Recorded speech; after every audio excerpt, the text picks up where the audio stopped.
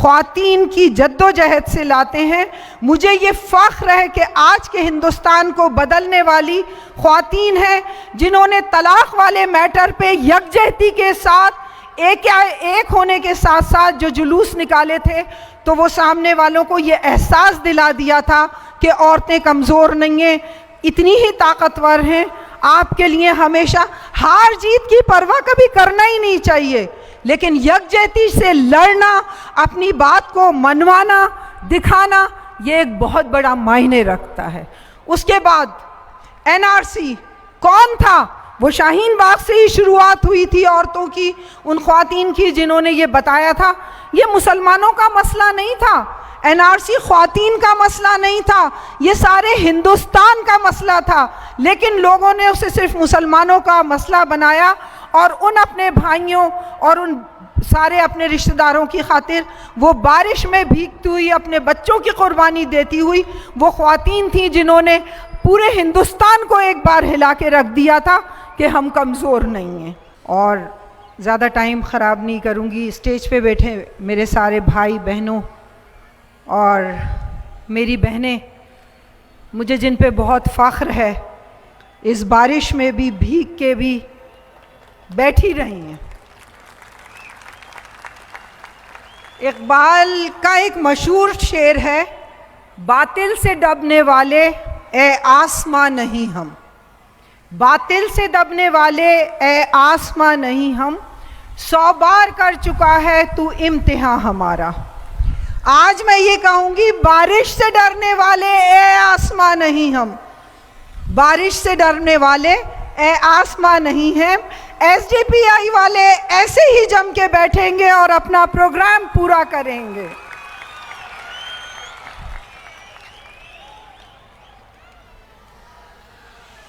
बेहतरीन सुनने वाले, क्योंकि बोलने वालों का तो बहुत ज़्यादा आदत होती है, बोलते हैं, लेकिन बेंगलोर आके एक बहुत अच्छी बात आती है कि सुनने वाले बहुत अच्छे हैं, कि बहुत तहम्मुल से, बहुत इत्मीनान से, बहुत सब्र से सबकी बात सुनते हैं, और यहाँ आके हमेशा एक दुगनी खुशी मिलती है।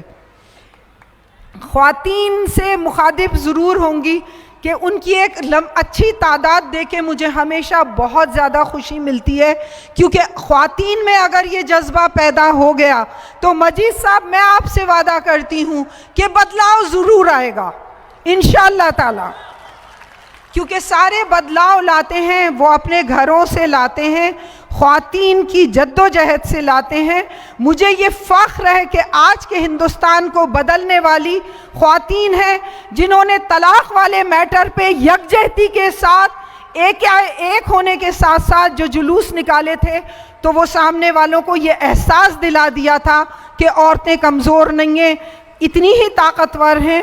आपके लिए हमेशा हार जीत की परवाह कभी करना ही नहीं चाहिए, लेकिन यकजहती से लड़ना, अपनी बात को मनवाना, दिखाना, ये एक बहुत बड़ा मायने रखता है। उसके बाद एनआरसी कौन था? वो शाहीन बाग से ही शुरुआत हुई थी औरतों की, उन ख्वातीन की जिन्होंने ये बताया था। ये मुसलमानों का मसला नहीं था, एनआरसी ख्वातीन का मसला नहीं था, ये सारे हिंदुस्तान का मसला था, लेकिन लोगों ने उसे सिर्फ मुसलमानों का मसला बनाया और उन अपने भाइयों और उन सारे अपने रिश्तेदारों की खातिर वो बारिश में भीगती हुई, अपने बच्चों की कुर्बानी देती हुई वो ख्वातीन थी जिन्होंने पूरे हिंदुस्तान को एक बार हिला के रख दिया था कि हम कमज़ोर नहीं हैं। मैं मुबारकबाद देती हूँ अपनी उन सारी बहनों को। आज हर आदमी 15 अगस्त की बात करता है, हमारी आज़ादी की बात करता है। हम आज़ादी की बात कहाँ से शुरू करते हैं? हम शायद भूल गए, आज़ादी की लड़ाई 1857 से शुरू हुई थी, बहादुर शाह जफ़र की कुर्बानी से शुरू हुई थी, उसके बेटों के तश्त में सर लाके शुरू हुई थी, लेकिन आज किसी को याद नहीं है। आज बहादुर शाह का जफ़र नाम लिया जाता है, क्या उनकी बीवी के दिल नहीं थे जिनके बेटों के तश्त में खून लाके, खून से भरे हुए सर रखे गए थे? वो क्या कुर्बानी उन औरतों ने नहीं दी थी अपने बेटों की? वो औरतें थीं जो घरों में बैठ के अपने माओ भाइयों और बापों की कुर्बानियाँ दे रही थीं। क्या वो टीपू सुल्तान की कुर्बानी नहीं थी? क्या उनकी बीवी की कुर्बानी नहीं थी कि जिन्होंने अपनी औलादों के को यरगमाल के तौर पे अंग्रेज़ों को दिया था? क्या वो उन औरतों की कुर्बानी नहीं थी? ये कुर्बानी जो 75 साल में वो लुटिया डुबो रहे हैं वो लोग। पानी मुझे चाहिए, पानी मत हटाइए, मेरा गला 2 मिनट में सूखता है। मैं आज जो बात कर रहे हैं 75 साल में, आपको पता है 1857 से लेके 1947 तक कितने साल होते हैं? गिन के बताइए। 90 साल। अरे 90 साल की कुर्बानी को तुमने 75 साल में ख़त्म कर दिया। और 75 भी नहीं, शायद 25-30 साल में ही भूल गए। लेकिन मुसलमानों, आज वो शायद याद नहीं है कि शहदा के नाम जो दिल्ली में शहीद स्मारक के तौर पे जो शहदा के नाम लिखे हुए हैं वो सारे मुसलमानों के नाम हैं और सबसे ज़्यादा मुसलमानों के नाम हैं। आज हम बात करते हैं ख़वातीन की। मुझे ये फ़ख्र है कि मैं ख़वातीन की बात करती हूँ। इसलिए बात करती हूँ कि मुझे वो दर्द पता है जो उन लोगों ने झेला होगा, जो उन लोगों ने बर्दाश्त किया होगा। आप एक औरत को सियासत से कब तक दूर रखेंगे? आपके पास आबादी का आधा हिस्सा ख़वातीन का है। आपको ख़वातीन को सियासत में लाना पड़ेगा। अगर 30% पे बात होती है तो आपको ख़वातीन को कहाँ से ढूंढोगे? ये बात मुझे बताओ। मैं अपनी बहनों से मुखातिब हूँ। मुझे ये फ़ख्र है कि कर्नाटका में एक अच्छा रेशो है एजुकेशन का, और उस एजुकेशन के रेशो पे बात करते हुए मैं कहती हूँ कि आपको एक वोट देने की हर एक को आज़ादी है। जिस तरह एक मर्द को आज़ादी है एक वोट देने की, एक औरत को भी आज़ादी है। हम अपने दिमाग से क्यों नहीं चलेंगे? हम ये क्यों नहीं आके, अगर हमारे पास कोई MLA, या मैं तो बहुत छोटी बात करती हूँ, हम घरों में रहने वाली ख़वातीन हैं, अगर कोई आके हमसे वोट मांग रहा है तो प्लीज़ हंस के ये तो पूछ लीजिए। चाहे वो पार्षद के इलेक्शन की बात मैं तो आपसे शुरुआत से यहाँ से नीचे लेवल से करती हूँ, उनसे हाथ जोड़ के ये तो पूछ लीजिए कि मोहल्ले में कभी आके हमारे हाल पूछे थे? आज वोट लेने आए हो, ये नालियाँ सड़ रही हैं, कभी आके देखी थी जो आज वोट लेने आए हो? क्या हमारे हुकूक़ की कभी पायदारी की थी कि हमारे मोहल्ले में क्या अस्पताल है? क्या हमारे मोहल्ले में कोई स्कूल है? क्या किसी ने आके हमसे ये पूछा था? मैं आप लोगों से आज ये मुखातिब होके कहती हूँ कि जब आपके पास वोट लेने आए तो जैसा अभी मजीद साहब ने फरमाया कि लोग जिनको आप लोगों ने वोट दिए थे वो लोग बिके हैं करोड़ों रुपए में, तो आप उनसे हाथ जोड़ के ये तो कह दीजिए कि अरे वो पिछला हिस्सा तो दे दो हमारा। जो करोड़ों रुपए आपने खाए हैं उनमें से कुछ हिस्सा तो जो वोट हमने दिया है वो तो हमारा बनता है ना, तो वो वाला हिस्सा हमें दे जाओ। जब आप वो हिस्सा हमारे पैसों का दे दोगे तो नेक्स्ट वोट हम आपको ज़रूर देंगे। बिकाऊ कौम, बिकाऊ लोग। और कोई, मुझे हैरत होती है उन लोगों से कि कोई पूछने वाला नहीं है कि आप लोगों के पास पैसा कहाँ से आ रहा है इतना, क्या आप लोगों को करोड़ों दे के और वोट खरीद रहे हो और टैक्स की मार जनता को दे रहे हो। आज मैं इस मंच पे से मेरे दलित भाइयों को ज़रूर मुखातिब करके कहूँगी कि बहुत महफूज तरीक़े से ना बैठें। अभी पहले तो नंबर शुरू से ही उनका है, लेकिन दूसरा नंबर उनका ज़रूर आएगा। क्योंकि अगर आप गौर करेंगे नौकरियों में, अगर आप गौर करेंगे तो सारी चीज़ें प्राइवेट होती जा रही हैं। प्राइवेट होने का मतलब क्या होता है कि जो रिजर्वेशन दलित को मिला हुआ था, जो उन लोगों को एक रिजर्वेशन मिला हुआ था कि आप तरक्की कर लेंगे, वो रिजर्वेशन उनसे छीना जा रहा है धीरे धीरे। जब गवर्नमेंट के जॉब ही नहीं रहेंगे तो रिजर्वेशन कहाँ से रहेगा? वो आपको और उनको, आपने देखा होगा सच्चर कमेटी की एक रिपोर्ट आई थी। अगर ज़्यादा बोलूँ तो आप बता दीजिएगा, मैं चली जाऊँगी, बोर नहीं करूँगी आप लोगों को। सच्चर कमेटी की एक रिपोर्ट आई थी कि मुसलमान दलितों से बदतर हैं। आप क्या समझते हैं?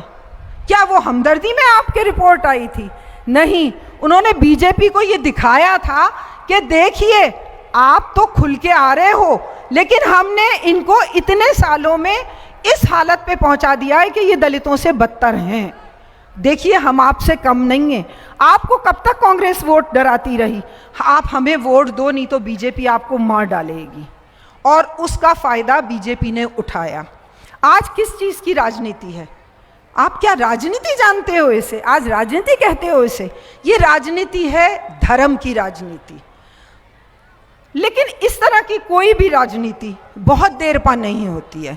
शायद आपको पता होगा, हिटलर ने जब जीता है तो इस दर्जे की उसके फॉलोअर थे, इतने लोग थे कि गिनती नहीं शुमार होती थी। लेकिन किसी भी जालिम का अंत होता है उन्हीं लोगों के हाथों में जो उनके फॉलोअर होते हैं। अभी आपने देखा होगा और सुना होगा, पता नहीं शायद मेरी बात किसी को अच्छी लगे या ना लगे, ये जो कावड़िया जाते हैं उन लोगों ने एक हिंदू आर्मी वाले को मार दिया। आप अगर रावण पैदा करोगे तो वो रावण आपके घर को भी जलाएगा, ये मत सोचिए कि भूल जाइए उस चीज़ को। आपके गले भी आएगी। आपके ज़्यादातर मैं लोगों को यही कहती हूँ कि नेताओं के बच्चे पढ़ते हैं ऑक्सफोर्ड में, यूनिवर्सिटीज़ में, बड़े बड़े बाहर जर्मन जाते हैं, कनाडा जा रहे हैं, और जो आम हिंदू है, मैं तो हिंदुओं से भी हमदर्दी रखती हूँ। क्यों रखती हूँ? कि वो बेवकूफ़ बन रहे हैं और एक वक्त आएगा जब उनको होश आएगा ना, तो उनके पास कोई चारा नहीं रहेगा। और आपके बच्चे क्या करवा रहे हैं?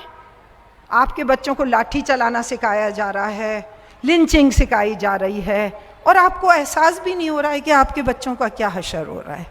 तो मैं फिर वापस से अपने एक बार फिर ख्वातीन के नाम पे फिर एक बात कहूँगी कि ख्वातीन को फिर एक बार जज्बे के साथ उठना पड़ेगा। सियासत में एक मजबूत मुकाम पैदा करना पड़ेगा। आपको अपने मोहल्लों में देखिए, मैं हमेशा एक बात कहती हूँ कि काम जैसे कि हमारे यहाँ SDPI वाले काम करते हैं, छोटे लेवल से काम करना शुरू करना पड़ेगा। आपको मोहल्लों से काम करना पड़ेगा। आपके मोहल्लों से एक दूसरे के दुख दर्द में जब आप शरीक होना शुरू करेंगी, आप एहतजाज करना शुरू करेंगी। आपको मैं बहुत बड़ी बातें नहीं कह रही, आप छोटी छोटी बातों पे एहतजाज करना शुरू करेंगी। आपके यहाँ पानी की प्रॉब्लम है, आपके यहाँ नाली की प्रॉब्लम है, आप जाइए अपने पार्षद के, कौन है वो, होगा कोई, हमने वोट दे के आपको खड़ा किया था, आपको इस मुकाम पे पहुंचा रहा है, तो हम आपका गरेबान पकड़ के काम करने का भी हक रखते हैं। आप वहाँ जाइए, उनसे काम करवाइए। और जब तक आप अपने हक को इस्तेमाल नहीं करेंगी, आपको अपना हक इस्तेमाल करना आना पड़ेगा। आपको कोई तश्तरी में रख के नहीं देगा कि लीजिए आप अपना हक ले लीजिए। आपको उस हक को छीनना पड़ेगा, आपको उसको हक को लेना पड़ेगा। और उस हक के लिए आपके पास बहुत सारी नज़ीरें हैं, बहुत सारी मिसालें हैं, बहुत सारी औरतें जिन्होंने बहुत काम किए हैं। हज़रत महल हैं, अवध की मलका थी जिन्होंने के परचम उठाया था। आपके जो आज आपका हिंदुस्तान का परचम है, झंडा है, वो एक मुसलमान औरत का डिज़ाइन किया हुआ है। आपको उन पे आपको फ़ख्र करने के लिए बहुत सारी ऐसी औरतें हैं। और मैं आज फिर एक बात आप लोगों से कह के जा रही हूँ, औरतों में जितनी सब्र, क़नाअत और ताकत होती है, क्योंकि एक साइंटिफिक फैक्ट है कि अगर 17 हड्डियाँ एक साथ टूटे तो कोई भी इंसान ख़त्म हो जाता है। लेकिन जब औरत एक बच्चा पैदा करती है तो 22 हड्डियाँ एक साथ टूटे इतनी तकलीफ़ गवारा करती है।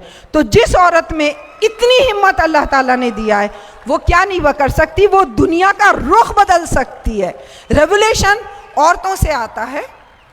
आखिर में एक ही बात कह के जाऊंगी कि हक गोई बेबाकी आईने जवां मर्दी, हक गोई बेबाकी आईने जवां मर्दी, अल्लाह के शेरों को आती नहीं रोबाई। मिल्लत टाइम्स को आपकी ज़रूरत है, हमारी आप माली मदद करें।